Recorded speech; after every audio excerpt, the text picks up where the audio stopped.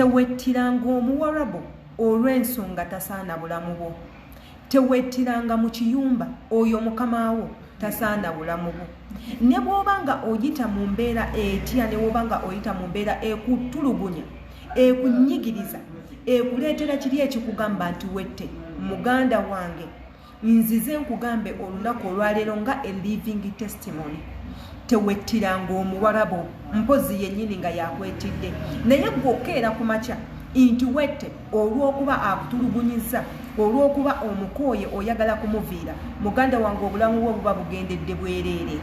Era nzize nkibasabe nti baganda bange mwenna mwenna abali mu nsi ezo ez'ebulaaya, ensi z'ebuwarabu eyo, yes tukimanyi muyita mu bizibu bingi bamaama, era nga kyemusinga okusaana right now ye muntu agenda obbabeererawo, omuntu agenda obbakamfatinga, omuntu agenda okwogerako nammwe, agenda obbattira obudde awulirize ebyo ebibaluma.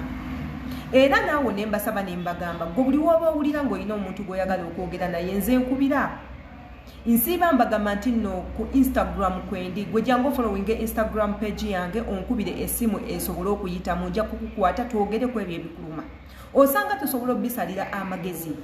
Nze omuntu abagamba eyo gye muli nabeerayo, era nga n'abangi bendabyeko ababaddeyo, era nga bangi bendi nabo wano mu ssaako yange, bentambula nabo, nnyumya nabo, benseka nabo, nga nabo baali babaddeyo.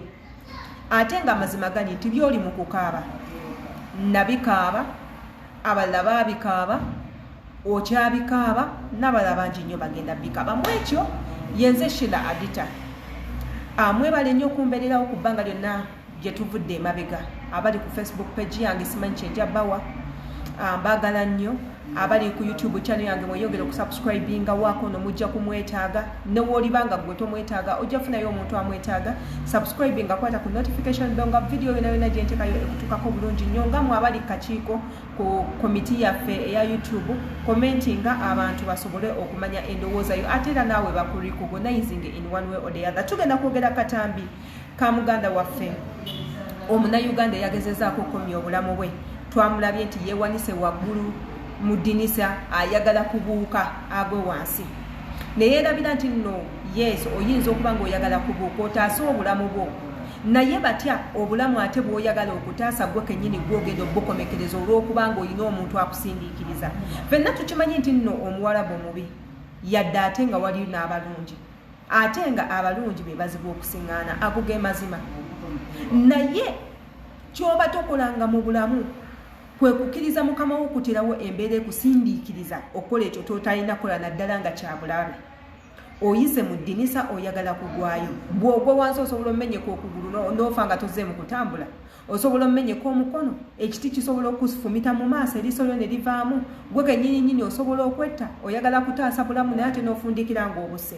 Kati waneno we mbagambira mbakubira omulanga ne mbagamba bannange ebitongole ebirwanirira eddembe ly'abakuba kyeyo oba erirwanirira eddembe ly'abantu mu mawanga eyo gye mukolera ebitongole bingi nnyo.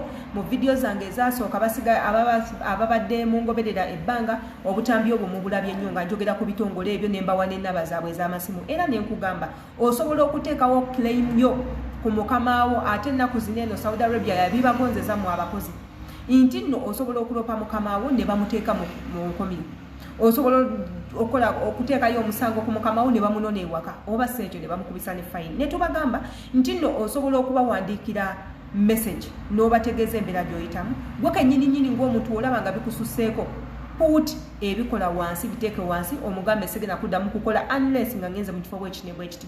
Leka mukamaawo omumanyise nti nno oyina abantu abali mu bulamu bwo abamanyi nti nno you do exist. Mukama wo mumanyise nti nno gye wajja okukolera wajja kunoonya ssente wabula tewajja kubeera muddu, tewajja kuttibwa. Era mukama wo mumme eddembe ery'okutulugunya limumme, naye ko buli wakola ekintu weeyongera kunyigirizibwa, weeyongera kunyiiga, oluvaamu nga weekyawa kyovula bamukola bad decisions. Naye ekyo kyonna tekisobola kugasa. Muyina kukola ekintu kimu, mubeerenga mweyamba mu ngeri emu eba endala, mutuukirire kampani zammwe ezabaleeta, mwogereko nazo, kampani gye mwatuukira nazo muzituukirire muzigambe, bwe ziba zigaanye mulyoke mujjeyo effumu lyammwe erisembayo. Effumu lyammwe erisembayo beebo abalwanirizi b'eddembe abali mu mawanga ago. Omu n'akikola baganda bange, kijja kubanga kibayambako.